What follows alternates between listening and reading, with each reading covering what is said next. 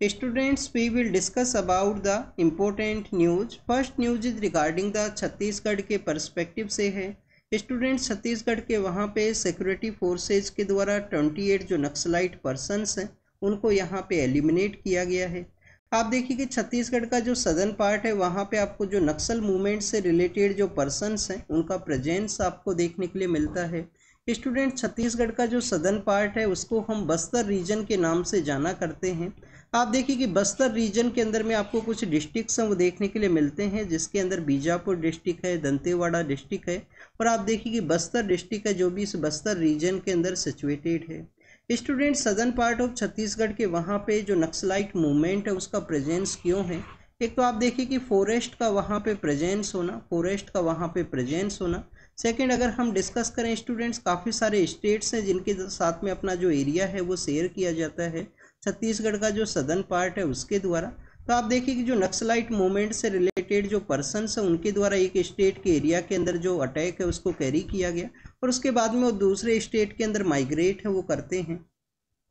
और different state का जो सिक्योरिटी फोर्सेज है उनके कोऑर्डिनेशन का जो यहाँ पे लैकिंग होना, ये भी आपको कुछ रीजन्स है वो देखने के लिए मिलते हैं, जिसकी वजह से आप देखिए कि सदर्न पार्ट ऑफ छत्तीसगढ़ के वहाँ पे जो नक्सलाइट मूवमेंट से रिलेटेड जो पर्सन्स हैं उनका प्रेजेंस आपको देखने के लिए मिलेगा।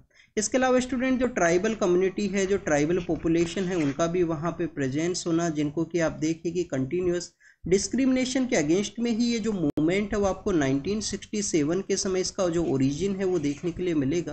वेस्ट बंगाल के वहाँ पे एक जगह है नक्सलबाड़ी से ये जो मूवमेंट है वो ओरिजिनेट करता है। जो लैंड का जो प्रैक्टिस है, जो ज़मींदारी का जो कॉन्सेप्ट है उसके अगेंस्ट में जो वॉइस है वो रेज किया जाता है और उसके बाद में आप देखिए इस मूवमेंट से रिलेटेड जो पर्सन्स हैं उनके द्वारा माओ जेडोंग का जो यहाँ पे आइडियोलॉजी है उसको अडोप्ट किया जाता है। कुछ पॉलिटिकल पार्टीज का जो बेस है वो भी आपको यहाँ पे इस आइडियोलॉजी के पर्सपेक्टिव से देखने के लिए मिलेगा। अगर हम बात करें स्टूडेंट्स इस लेफ्ट विंग एक्सट्रीमिज्म के बारे में, तो आप देखिए कि इंडिया का one of the biggest internal threat के रूप से भी इसको डिक्लेयर किया गया था। जो एरियाज यहाँ पे नक्सल मूवमेंट से अफेक्टेड हैं उनको आप देखिए कि रेड कॉरिडोर का जो पार्ट है उसके रूप से काउंट किया जाता है। हमारे काफ़ी सारे स्टेट्स के अंदर जो रेड कॉरिडोर का एरिया है वो सिचुएटेड है, जिसके अंदर आप देखिए कि महाराष्ट्र का भी एक जो गढ़चिरौली डिस्ट्रिक्ट है, जो ईस्टर्न पार्ट ऑफ महाराष्ट्र के वहाँ पे गढ़चिरौली डिस्ट्रिक्ट है, वो भी आपको नक्सलाइट मूवमेंट से इफेक्टेड या वहाँ पे भी उसका प्रेजेंस आपको देखने के लिए मिलेगा।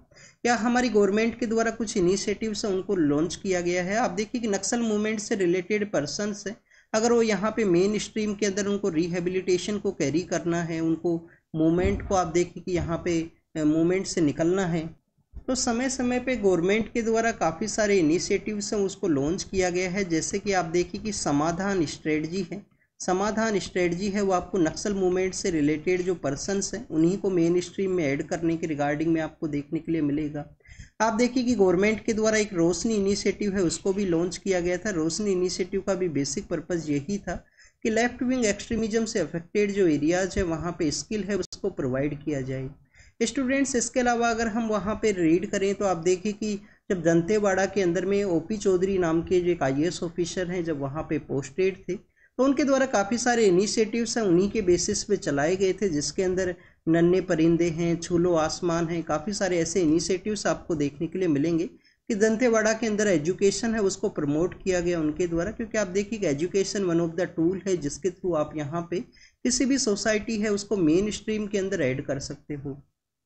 स्टूडेंट्स, अगर हम डिस्कस करें सिक्योरिटी फोर्सेज के रिगार्डिंग में जो इनिशिएटिव्स हैं उनके बारे में, तो आप देखिए कि 1989 के समय में आंध्र प्रदेश का भी कुछ एरिया है जो नक्सल मूवमेंट से इफेक्टेड है। तो 1989 के समय एक IPS ऑफिसर हुआ करते थे, KS व्यास सर हैं। KS व्यास सर के द्वारा आप देखिए कि ग्रे हाउंड नाम का एक जो फोर्स है उसको डेवलप किया गया था। ग्रे हाउंड नाम का जो फोर्स है उसको वहाँ पे डेवलप किया गया, क्योंकि नक्सल जो मूवमेंट है उसको एलिमिनेट करने के अंदर इस फोर्स का एक इम्पोर्टेंट रोल है वो आपको आंध्र प्रदेश के वहाँ पे देखने के लिए मिलता है। स्टूडेंट्स, इसके अलावा आप देखिए कि जो बस्तरिया बटालियन है उसको वहाँ पे सेटअप किया गया 2008 के समय। ऑपरेशन ग्रीन हंट है उसको अलाउ किया गया गवर्नमेंट के द्वारा। तो ये काफ़ी सारे समय समय पे इनिशिएटिव्स हैं सिक्योरिटी फोर्सेज के द्वारा भी वहाँ के जो लोग हैं उनको मेन स्ट्रीम में ऐड करने के रिगार्डिंग में भी आपको देखने के लिए मिलेंगे। रिसेंटली आप देखिए कि हमारे जो मिनिस्टर ऑफ होम अफेयर्स हैं, उन सर के यूनियन मिनिस्टर हैं होम अफेयर्स के रिगार्डिंग में, उनके द्वारा स्टेटमेंट दिया गया कि 2026 तक जो नक्सल मूवमेंट से रिलेटेड जो पर्सन्स हैं उनको एलिमिनेट कर दिया जाएगा, अगर उनके द्वारा कंटिन्यूस जो स्टेट के अगेंस्ट में जो यहाँ पे आप देखिए कि जो मूवमेंट है उसको कैरी किया जाएगा। तो नेक्स्ट अगर हम डिस्कस करें, आप देखिए कि SCO के मीटिंग के बारे में है। तो स्टूडेंट्स, SCO का जो नेक्स्ट मीटिंग है वो पाकिस्तान के अंदर कंडक्ट होगा। आप देखिए कि जो हेड ऑफ द जो पॉलिटिकल स्टेट्स हैं उनका ये मीटिंग है जिसको पाकिस्तान के अंदर कंडक्ट किया जाएगा। तो स्टूडेंट्स, उस मीटिंग के अंदर में जो हमारे मिनिस्टर ऑफ एक्सटर्नल अफेयर हैं उनके द्वारा विजिट किया जाएगा, और मीटिंग के दौरान में किसी भी तरीके का जो बायलेटरल इंगेजमेंट है, बायलेटरल जो टॉक्स हैं वो आपको नहीं देखने के लिए मिलेगा। स्टूडेंट्स, अगर हम डिस्कस करें पाकिस्तान और इंडिया के जो रिलेशंस हैं उनके बारे में, तो आप देखिए कि लास्ट टाइम अगर किसी मिनिस्टर के द्वारा पाकिस्तान के वहाँ पे विजिट किया गया था तो 2015 का जो दिसंबर है, हमारे जो प्राइम मिनिस्टर सर उनके द्वारा एक अनशेड्यूल वे में वहाँ पे विजिट किया गया जिससे कि जो टेररिज्म है उसको एलिमिनेट किया जाए। उसके बाद में आप देखिए कि हमारे जो मिनिस्टर ऑफ एक्सटर्नल अफेयर हैं उस समय जो सुषमा स्वराज मैम हैं उनके द्वारा इस मिनिस्ट्री को मिनिस्टर है वो हुआ करते थे। तो उनके द्वारा आप देखिए कि हार्ट ऑफ एशिया जो समिट है, अब ये हार्ट ऑफ एशिया समिट किसके रिगार्डिंग में है? स्टूडेंट, 2011 के समय टर्की के वहाँ पे एक अडोप्ट किया गया था कि अफगानिस्तान को काफ़ी सारे कंट्रीज़ के द्वारा जो डेवलपमेंट के जो असिस्टेंस है उसको प्रोवाइड करना है। तो आप देखिए कि हार्ट ऑफ एशिया जो समिट है वो किसके रिगार्डिंग में है? अफगानिस्तान के रिगार्डिंग में है, क्योंकि अफगानिस्तान का जो स्ट्रेटजिक जो सिचुएशन है, जो जोग्राफिकल लोकेशन है, वो आप देखिए कि सेंट्रल एशिया के मिडिल पार्ट के अंदर आपको देखने के लिए मिलेगा। तो इसी वजह से अफगानिस्तान को डेवलप करने के रिगार्डिंग में इस इनिशिएटिव को टर्की के वहाँ पे लॉन्च किया गया था। उसी मीटिंग के अंदर पार्टिसिपेट करने के लिए 2015 के समय में हमारी जो minister of external affair ma'am है उस समय में उनके द्वारा विजिट किया गया। अब प्रेजेंट समय में आप देखिए कि हमारे जो विदेश मंत्री हैं उन्हीं के द्वारा SCO की मीटिंग को अटेंड के लिए वहाँ पे जाया जाएगा। स्टूडेंट्स, SCO के पर्सपेक्टिव से अगर हम बात करें तो यूरेशियन रीजन के जो कंट्रीज हैं उनका ये ग्रुप हुआ करता था इनिशियल फेज के अंदर में। फिर आप देखिए कि 1996 के समय में संगाई 5 नाम के जो कंट्रीज हैं उनके द्वारा इसको एक जो ऑर्गेनाइजेशन है उसको क्रिएट किया गया, संगाई 5 के जो 5 कंट्रीज हैं उनके द्वारा।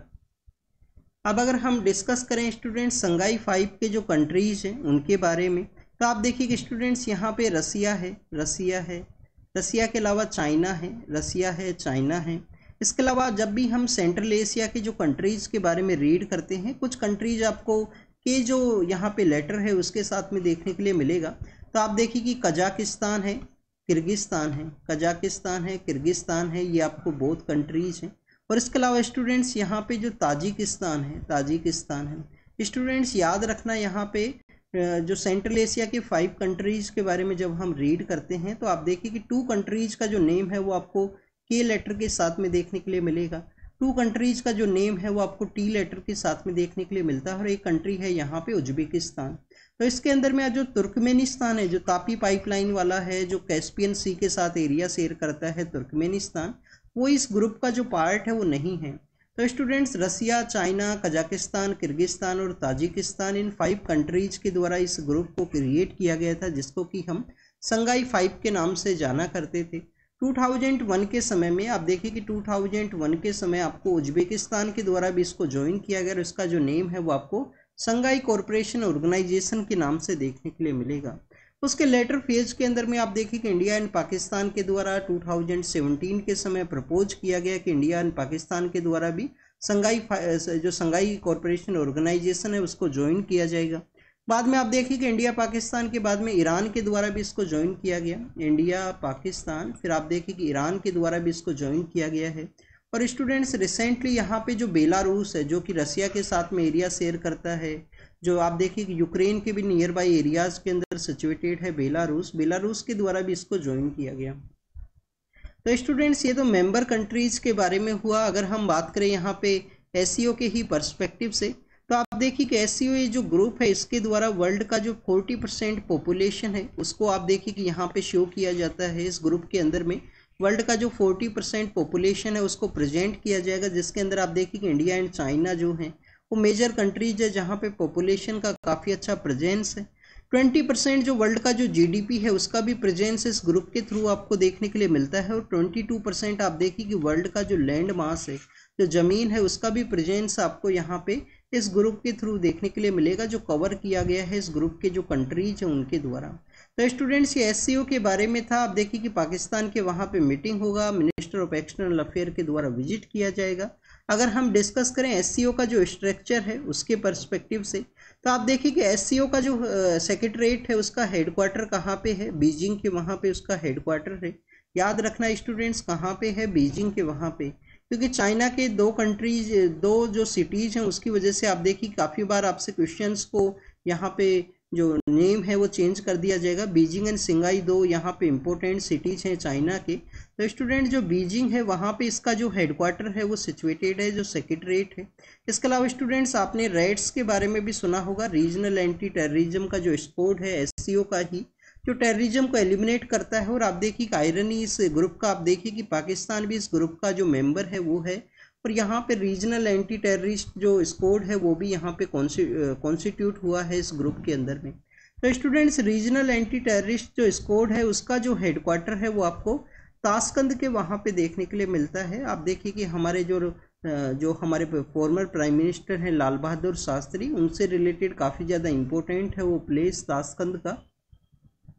स्टूडेंट्स, इसी न्यूज़ के अंदर में 2 और इनिशिएटिव हैं उनके बारे में यहाँ पे डिस्कस किया गया कि इंडिया के द्वारा जो सार्क का जो मीटिंग है उसको क्यों यहाँ पे कंडक्ट नहीं किया जाता है। तो आप देखिए कि इंडिया के द्वारा जो ट्रेड है और टेररिज्म है उसको साथ साथ कैरी है वो नहीं किया जा सकता है।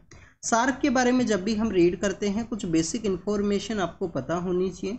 1985 के समय जब कोल्ड वॉर अपने पीक के ऊपर हुआ करता था, तो उस समय इंडिया के द्वारा साउथ एशिया के जो कंट्रीज हैं उनको ऐड करने की रिगार्डिंग में इस ग्रुप को कॉन्स्टिट्यूट किया गया था 1985 के समय में।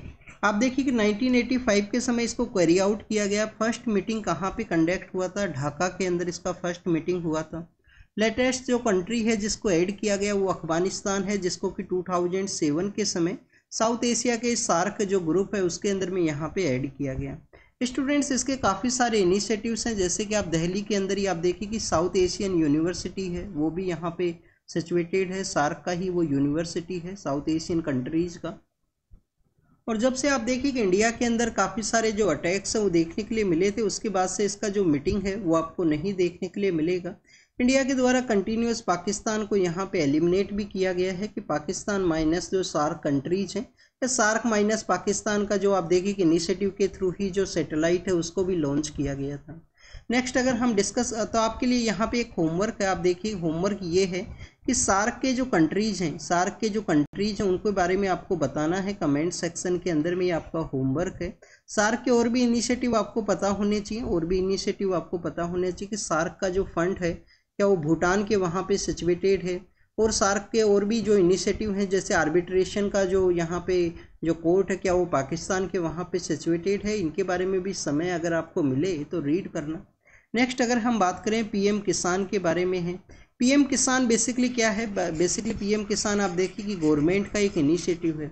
आप देखिए कि काफ़ी बार आपको ये भी डिबेट देखने के लिए मिलता है, क्या हमारे यहाँ पे जो यूनिवर्सल बेसिक इनकम जो कि गांधीयन प्रिंसिपल के कम्प्लीटली अगेंस्ट में है, कि किसी भी पर्सन को असिस्टेंस प्रोवाइड किया गया उसको आप देखिए कि जो उसका आत्मनिर्भरता का जो कॉन्सेप्ट है उसको ये वायलेट करता है, उसको सेल्फ सफिशिएंसी को अचीव करना चाहिए। बट स्टूडेंट 2016-17 के समय काफ़ी ज़्यादा न्यूज़ के अंदर हुआ करता था। तो क्या आप देखिए कि हमारा जो पीएम किसान सम्मान जो निधि है, क्या यहाँ पे यूनिवर्सल बेसिक इनकम का ही वन काइंड ऑफ कॉन्सेप्ट है। तो आप देखिए कि अगर हम यूनिवर्सल बेसिक इनकम को इस तरीके से रीड करें तो सभी जो स्कीम जो यहाँ पे किसी ना किसी बेनिफिशरीज को जो यहाँ पे फ़ायदा है वो पहुँचाती है, बेनिफिट वो उनके द्वारा यहाँ पे अचीव किया जाता है। तो बेसिकली आप देखिए कि वो यूनिवर्सल बेसिक इनकम का ही वन काइंड ऑफ कॉन्सेप्ट है। तो यहाँ पे अगर हम बात करें पीएम किसान के बारे में, तो आप देखिए कि 6000 हैं वो यहाँ पे ईयरली बेसिस पे पेड किए जाते हैं 3 डिफरेंट इंस्टॉलमेंट्स के अंदर में। मिनिस्ट्री ऑफ कम्प्लीटली जो पैसा है 100% जो मनी है वो किसके द्वारा कैरी किया जाता है, सेंट्रल सेक्टर ये स्कीम है तो किसके द्वारा किया जाएगा, सेंट्रल गवर्नमेंट के द्वारा। आप देखिए कि ministry of agriculture and farmer welfare है उसके द्वारा इसको इम्प्लीमेंट किया जाता है। अर्लियर फेज के अंदर लैंड का कुछ यहाँ पे रेस्ट्रिक्शन हुआ करता था कि आपके पास में कुछ इतना जो लैंड है वो मिनिमम होना चाहिए। आप देखिए कि बाद में इसको अमेंड किया गया कोविड के समय में, और आपके पास में सिर्फ लैंड आपके पास में होना चाहिए, ज़मीन आपके पास में होनी चाहिए। आपको यहाँ पे जो ट्रांसफ़र है वो मनी ट्रांसफ़र किया जाएगा गवर्नमेंट के द्वारा, जो कि 100% आपको सेंट्रल सेक्टर जो पीएम किसान सम्मान निधि है वो आपको देखने के लिए मिलेगा। नेक्स्ट अगर हम बात करें स्टूडेंट सुप्रीम कोर्ट के पर्सपेक्टिव से है, सुप्रीम कोर्ट के द्वारा सीबीआई के जो ऑफिसर हैं उनके लीडरशिप के अंदर एक एसआईटी है उसको कॉन्स्टिट्यूट किया गया है, जिससे कि जो तिरुपति का जो लड्डू है उसके रिगार्डिंग में कोई भी पॉलिटिसाइजेशन है वो यहाँ पे ना क्रिएट हो, पॉलिटिक्स का इन्वॉल्वमेंट ना हो, क्योंकि आप देखिए कि काफ़ी ज़्यादा सेंसिटिव टॉपिक है। तो यहाँ पे अगर स्टेट गवर्नमेंट या उनका इंटरवेन अगर रहेगा किसी भी इन्वेस्टिगेशन के रिगार्डिंग में, तो उसका जो पॉलिटिक्साइजेशन का जो सिस्टम है वो हो सकता है। तिरुपति लड्डू के बारे में अगर हम डिस्कस करें, 2009 के समय इसको जीआई टैग है वो दिया गया था। लॉर्ड वेंकटेश्वरा है उनको ऑफर किया जाता है एज ए प्रसाद के रूप से, जो डिवोटीज हैं उनके द्वारा भी इसको आप देखिए कि ऑफरिंग किया जाएगा, उसको आज ये सेक्रेड माना जाता है। जो तिरुपति का जो लड्डू है उसके अंदर में कुछ उसका जो प्रिपरेशन है उसके अंदर कुछ इम्प्योरिटीज़ के बारे में मेंशन किया गया था। नेशनल डेयरी डेवलपमेंट बोर्ड का जो लेबोरेटरी है उनके द्वारा अपनी रिपोर्ट के अंदर में, उसी के बाद से आप देखिए कि कंटिन्यूस ये जो टॉपिक है वो न्यूज़ के अंदर में है। स्टूडेंट्स यहाँ पे जीआई टैग के बारे में डिस्कस किया गया, तो आपको एक और याद होना चाहिए कि एवरी 10 ईयर के बेसिस पे जीआई टैग है उसको रिन्यू किया जा सकता है। यहाँ पे रिन्यूअल है उसका किया जा सकता है 10 ईयर के बाद में। नेक्स्ट अगर हम बात करें, आप देखिए कि हमारी सेंट्रल गवर्नमेंट के द्वारा, यूनियन कैबिनेट के द्वारा कुछ 5 लैंग्वेज हैं जिनको ऐड किया है क्लासिकल लैंग्वेज के बारे में। आप देखिए कि महाराष्ट्र के वहाँ पे जो मराठी लैंग्वेज है उसका डिमांड आपको कंटिन्यूस देखने के लिए मिलता है कि उसको एज ए क्लासिक लैंग्वेज के रूप से ऐड किया जाए। अब वहाँ पे इलेक्शंस भी हैं, तो आप देखिए कि उसके रिगार्डिंग में किसके द्वारा इसको क्लासिकल लैंग्वेज का स्टेटस क्लेम करवाया गया, किस गवर्नमेंट के द्वारा करवाया गया, तो एवरी पॉलिटिकल पार्टी के द्वारा इसका क्लेम है वो देखने के लिए मिलेगा। एग्जाम के पर्पज से क्या इंपॉर्टेंट है, जो न्यू 5 लैंग्वेज जिनको ऐड किया गया है वो आपको अच्छे से याद होना चाहिए। एक तो आप देखिए कि आपको यहाँ पे जो मराठी लैंग्वेज है जिसका महाराष्ट्र के अंदर में जो बोलने वाले जो लोग हैं उनका प्रेजेंस देखने के लिए मिलेगा। फिर आप देखिए कि जो बंगाली लैंग्वेज है, इसके अलावा आसामीज जो लैंग्वेज है, तो 3 लैंग्वेज तो आपको अच्छे से याद होना चाहिए। मराठी लैंग्वेज है, बंगाली लैंग्वेज है एंड आसामीज जो लैंग्वेज है उनको एज ए क्लासिकल लैंग्वेज का स्टेटस दिया गया है। 2 लैंग्वेज यहाँ पे स्टूडेंट्स पाली है, पाली एंड प्रकृत है। अब आप देखिए कि काफ़ी बार एक बार हरियाणा पीसीएस का एक पेपर था जिसके अंदर क्वेश्चन पूछ लिया गया था कि हमारी जो आंध्रा जो स्टेट हुआ करता था, आंध्रा जो प्रेजेंट स्टेट नहीं, आंध्रा एंड सातवाहना जो रूलर्स हुआ करते थे, उनके समय में आप देखिए कि कौन सा ऑफिशियल लैंग्वेज है वो हुआ करता था। तो आपको याद होना चाहिए प्रकृत उनका ऑफिशियल लैंग्वेज हुआ करता था। पाली लैंग्वेज का यूज आपको कहाँ पे देखने के लिए मिलता है, ये आपका होमवर्क है। क्या बुद्धिज्म के पर्सपेक्टिव से है पाली लैंग्वेज का यूज या जैनिज्म के पर्सपेक्टिव से, ये आपको ज़रूर से पता होना चाहिए, कमेंट सेक्शन के अंदर बताना। हरियाणा पीसीएस के अंदर एक क्वेश्चन पूछा गया था प्रकृत के बारे में, सातवाहना एंड जो आंध्रा जो रूलर्स हैं उनके द्वारा। सातवाहनाज के बारे में एक और जानकारी आपको होना चाहिए। तो आप देखिए कि हमारा जो अमरावती स्कूल है उसका जो डेवलपमेंट है वो आपको सातवाहना रूलर्स के ही दौरान में देखने के लिए मिलता है, उनका जो कंट्रीब्यूशन है। इसके अलावा आप देखिए कि जो सातवाहना जो रूलर्स हुआ करते थे वहाँ पे मैट्रियार्कल जो सोसाइटी आपको देखने के लिए मिलेगा, जिसके अंदर आप देखिए कि जो सातवाहना रूलर्स हैं उनके फाउंडर कौन है, हाला नाम के जो पर्सन है वो फाउंडर हैं। लेटर फेज के अंदर में आपको जो नेम इस तरीके से देखने के लिए मिलेगा, गौतमी पुत्र सतकर्णी की मदर का जो नेम है वो यहाँ पे यूज किया गया। नेक्स्ट अगर हम बात करें स्टूडेंट्स, हाई कोर्ट के द्वारा सेंट्रल गवर्नमेंट से जो क्वेश्चन है वो पूछा गया है, हाई कोर्ट के द्वारा सेंट्रल गवर्नमेंट से क्वेश्चन पूछा गया है कुछ यहाँ पे जो फंड है उसके एलोकेशन के बारे में। आप देखिए कि वायनाड के वहाँ पे जो लैंडस्लाइड है वो देखने के लिए मिला था। तो 2 इंपॉर्टेंट फंड है जिनको यहाँ पे डिस्कस किया गया। एक नेशनल डिजास्टर रेस्पॉन्स फंड है, नेशनल डिजास्टर रेस्पॉन्स फंड है, उसके बारे में यहाँ पे डिस्कशन है। और एक यहाँ पे आप देखिए कि पीएम जो नेशनल रिलीफ फंड है, prime minister national relief fund है, उसके बारे में है।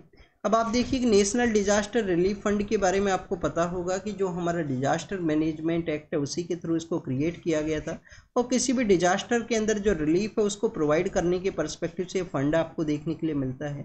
नेशनल रिलीफ फंड के बारे में अगर हम डिस्कस करें तो स्टूडेंट्स 1948 के समय इसको कॉन्स्टिट्यूट किया गया था। आप देखिए कि 1948 के समय इसको कॉन्स्टिट्यूट किया गया। बेसिक पर्पज़ यही था कि जो उस समय माइग्रेशन की वजह से जो लोग डिस्प्लेस होकर इंडिया के अंदर आए हैं उनको जो असिस्टेंस है वो प्रोवाइड किया जाए।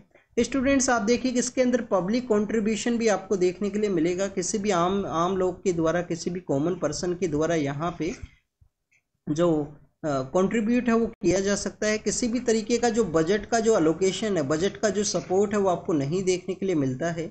नेशनल रिलीफ फंड की रिगार्डिंग में आप देखिए कि कोविड-19 के समय एक फ़ंड को क्रिएट किया गया था, तो उस समय भी पीएम नेशनल रिलीफ फंड है वो न्यूज़ के अंदर में था कंपैरिजन के रिगार्डिंग में। तो स्टूडेंट्स ये पीएम नेशनल रिलीफ फंड के बारे में हुआ जो टॉपिक्स हमने डिस्कस किया। नेक्स्ट अगर हम बात करें स्टूडेंट्स, आप देखिए यहाँ पे भी केरल के ही बारे में मेंशन है।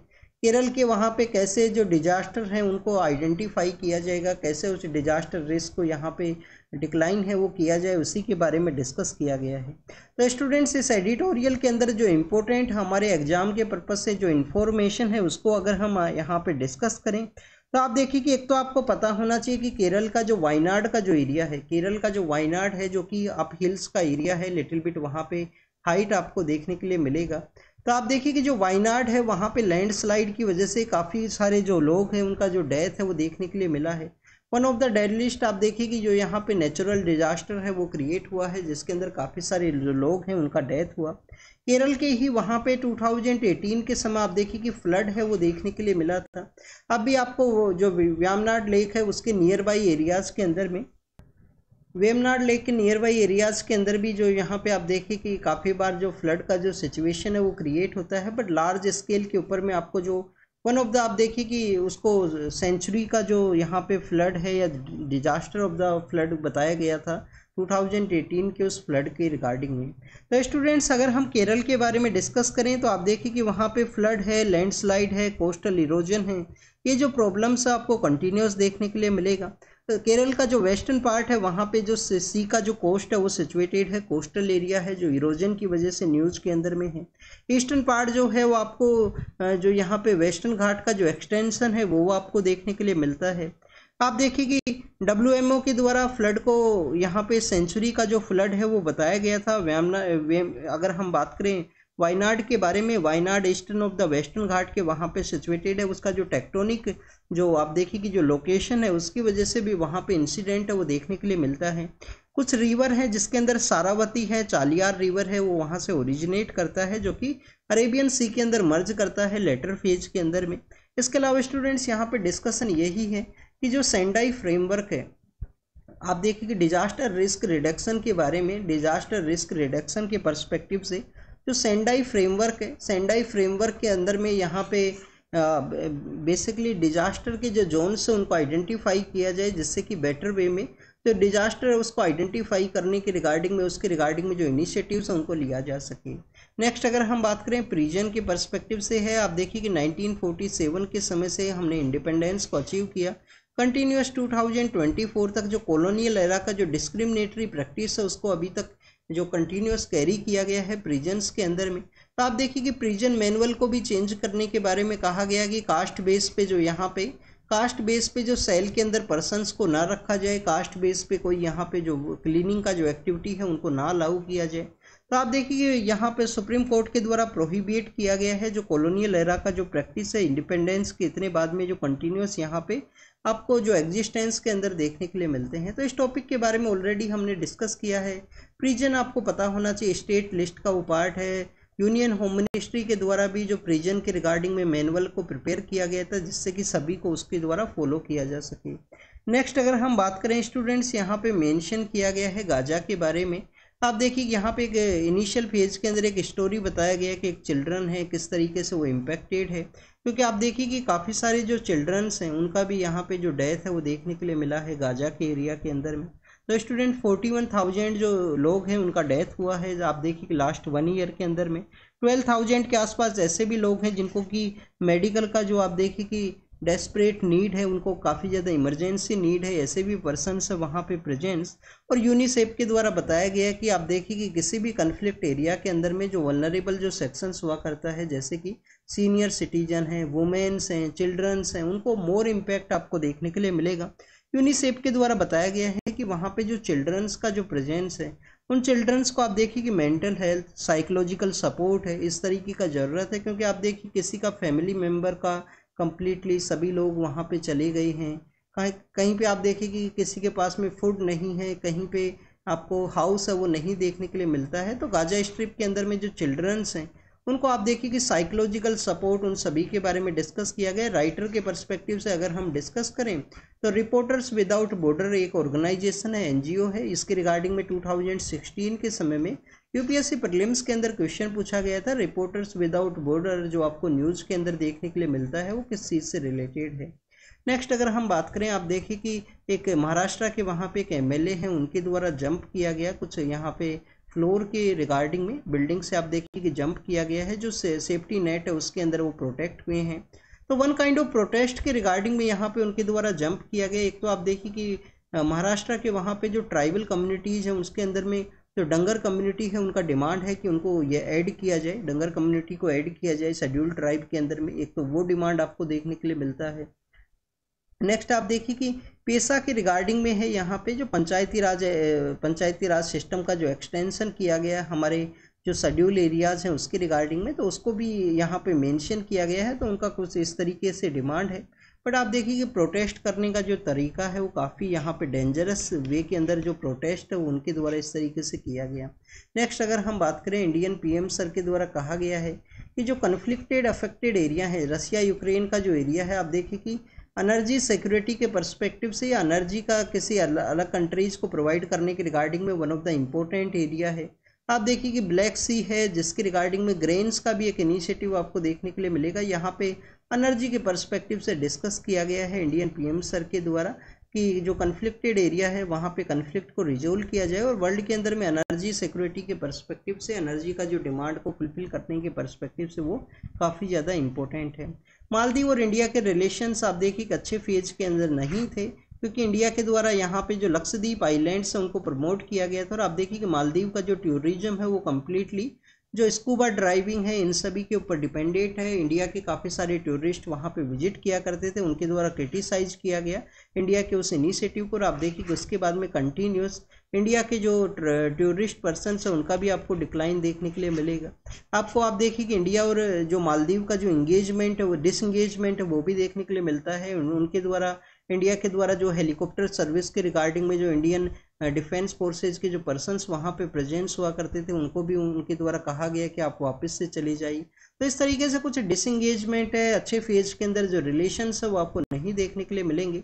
आपको याद होना चाहिए स्टूडेंट्स, 1988 के समय जब ऑपरेशन कैक्टस इंडियन फोर्सेज के द्वारा लॉन्च किया गया था, क्योंकि आप देखिए कि जो श्रीलंका के वहाँ पे लिट्टे हुआ करता था, लिट्टे का एक ग्रुप है जो यहाँ पे मालदीव को अप्रोच करता है, और मालदीव का भी कुछ ग्रुप है वो मिलके आप देखिए कि कू करने का जो कोशिश है वो किया गया था। बेसिकली ओवरथ्रोन करना था यहाँ पे जो पॉलिटिकल पावर्स हैं उनको।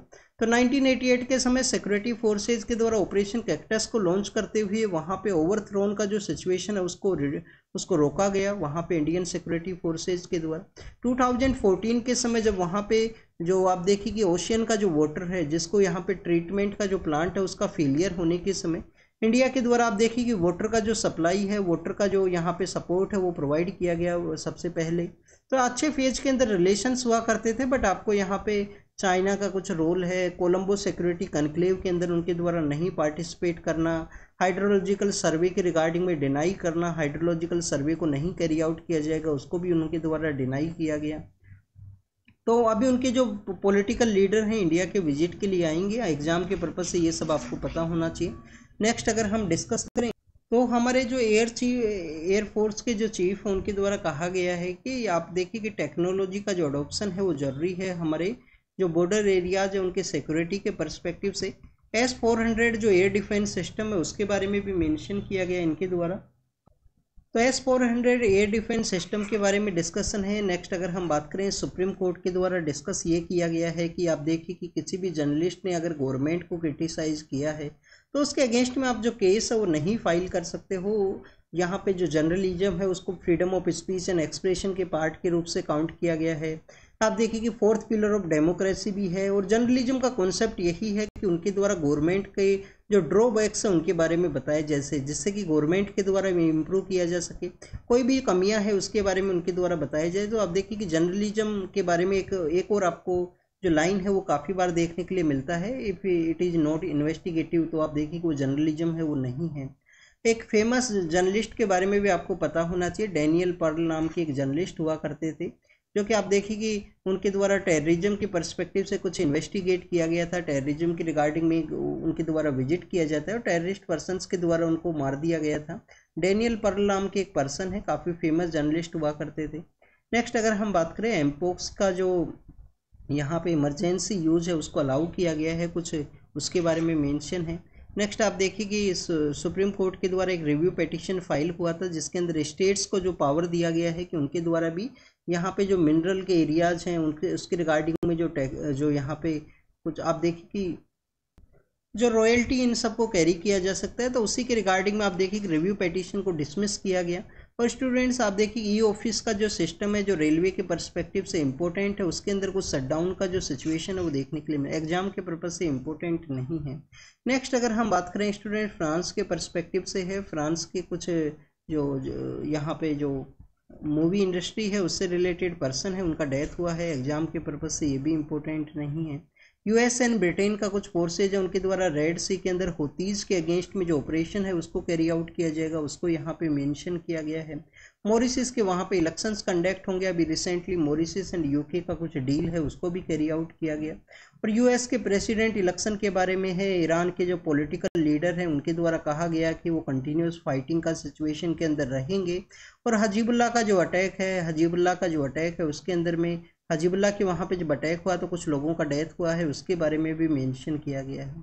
तो student this is all the information related to the today's newspaper, जो आपको होमवर्क दिया गया है उसके बारे में आप ज़रूर से बताना। और आप देखिए कि यहाँ पे लेबनान के बारे में मेंशन है, एक बार लेबनान के बारे में अगर हम यहाँ पे रीड करें तो लेबनान आप देखिए कि नॉर्दर्न पार्ट ऑफ इजराइल के वहाँ पे है। अर्लियर फेज के अंदर ये सीरिया का ही पार्ट हुआ करता था, बाद में इसको अलग से जो स्टेट है वो क्रिएट किया गया। काफ़ी लिबरल स्टेट हुआ करता था 1960s के समय तक आप देखिए। फिर आप देखिए कि वहाँ पे जो पॉलिटिकल पावर है उसका भी डिवाइड किया गया है कि जो इस कम्युनिटी से रिलेटेड जो पर्सन है उसके द्वारा इस पोस्ट को होल्ड किया जाएगा। तो इस तरीके से आपको जो रीजनल जो डाइवर्सिटी है उसको उसकी एस्पिरेशन को फुलफिल करने के रिगार्डिंग में टॉप पोस्ट है उनको डिवाइड किया गया है। और स्टूडेंट्स लेबनान का आप देखिए कि उसके बाद में लेटर फेज के अंदर में जब माइग्रेशन वहाँ पे हुआ, सीरिया से भी माइग्रेशन हुआ, उसके बाद में वहाँ पे जो सिचुएशन है वो आपको डिफरेंट देखने के लिए मिलेगा। प्रेजेंट समय में तो आप देखिए कि हजीबुल्लाह नाम का जो ऑर्गेनाइजेशन है उनका जो बैरूत नाम का जो सिटी है उसके भी एक एरिया के ऊपर में उसका भी एक काफ़ी अच्छा एरिया है जिसके ऊपर उसका जो आपको जो कंट्रोल है वो देखने के लिए मिलता है। तो आप देखिए कि जब यहाँ पे अटैक कैरी किया गया है तो सिविलियन पर्सनस के ऊपर अटैक नहीं हुआ है, जो हजीबुल्लाह का जो प्रेजेंस है वहाँ पे अटैक किया गया है, जो भी इजराइल के द्वारा अटैक किया गया है। तो ये आज का न्यूज़पेपर डिस्कशन था, आप इसको रीड कीजिए, रिवाइज कीजिए, जो भी इंफॉर्मेशन आपको मिला है उसको नोट डाउन कीजिए। तो thank you students, thank you very much.